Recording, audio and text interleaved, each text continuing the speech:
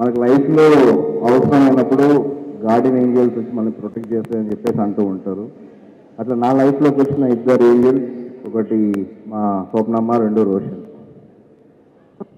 ఈ సినిమా ఈరోజు మొదలయ్యి పూర్తి చేసుకొని ఫినిష్ అవుతుందంటే ఒకటి మా స్వప్న గారి సంకల్పం, రెండోది రోషన్ నమ్మకం. రేపు పొద్దున 20వ తారీఖున ఈ సినిమా హిట్ కాబోతుంది. దాంట్లో 90% క్రెడిట్ వీళ్ళదే, ఒక 10% క్రెడిట్ మాత్రం నాది. ఎందుకు గార్డెన్ ఏంజల్స్ అనేదానికి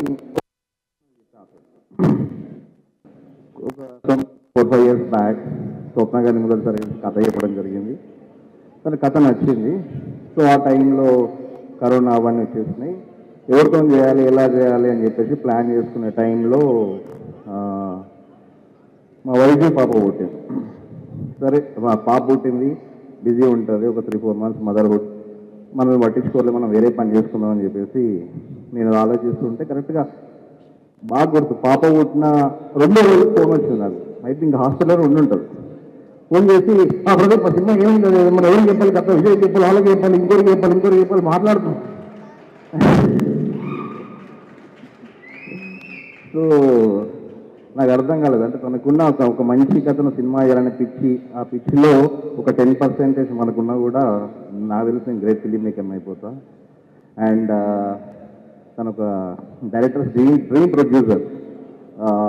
జనరల్గా మనం ఒక డైరెక్టర్గా పోయి ఒక ప్రొడ్యూసర్ కథ చెప్పినప్పుడు కథ చెప్పడం ఒకటి, ఆ కథకు ఏం కావాలి అని చెప్పి మళ్ళీ ఎక్స్ప్లెయిన్ చేసి అవి తెచ్చుకోవడం ఒకటి. మిగతా ప్రొడ్యూసర్లకు కొంచెం కష్టమైంది. కథ చెప్పినప్పుడు వాళ్ళకు ఏం కావాలి అనేదాన్ని కూడా మళ్ళీ ఎక్స్ప్లెయిన్ చేయాలి. స్వప్న గారితో ఆ ప్రాబ్లం లేదు. ఆమె కథ చెప్పినప్పుడు డైరెక్టర్కి ఎక్కువ క్లియర్గా ఆ విజన్ అర్థమైపోతుంది. నాకు ఇది కావాలి, టెక్నీషియన్ కావాలి, ఇది కావాలి అడగాల్సిన అవసరమే లేదు. కథకి ఏం కావాలో అది ఇస్తుంది. అందుకే ఈరోజు నేను లెజెండ్స్ తరణి గారు ఆర్ట్ డైరెక్టర్, మది గారు cinematographer, Mickey music director and Peter Heins master, మా ఎడిటర్ చంటి గారు, ఇంత పెద్ద టెక్నీషియన్స్ని వర్క్ చేయడానికి కారణం కేవలం స్వప్న గారు. And this is 1 incident. ఇంకా మాడుకొని చాలా ఉంది, తర్వాత మా సక్సెస్ మీట్లో మాట్లాడుకుందాం. Second my garden Angel Roshan.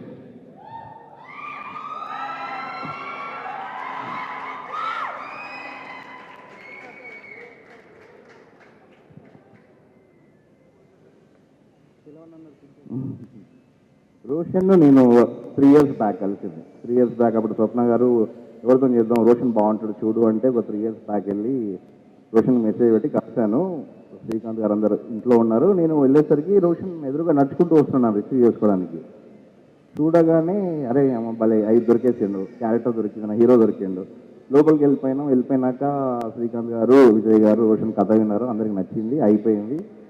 Okay all art. దాని తర్వాత మనకు అందరికీ తెలిసింది కల్కి, అది పెద్ద ప్రెస్టీజియస్ ప్రాజెక్ట్, అది జరుగుతుంది. సో కొంచెం పుషప్ అవుతూ ఉంటే రోషన్ అడుగుతూ ఉంటాడు. స్వప్న కూడా చెప్పారు రోషన్కు, అరే ఎందుకురా వెయిట్ చేయడము, నువ్వు కావాలంటే ఇంకో ప్రాజెక్ట్ చేసుకుంటారా, ఇది కంపల్సరీ మనం చేద్దాము.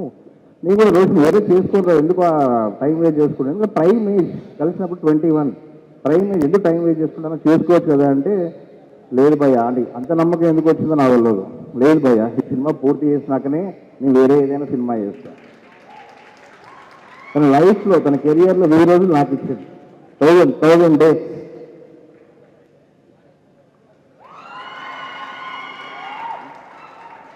సో మళ్ళీ తర్వాత ఆడుకున్నాం సక్సెస్ మీట్లో. All the best Roshan sir, better. Thank you very much. స్వప్నగా ఎక్కడుంది?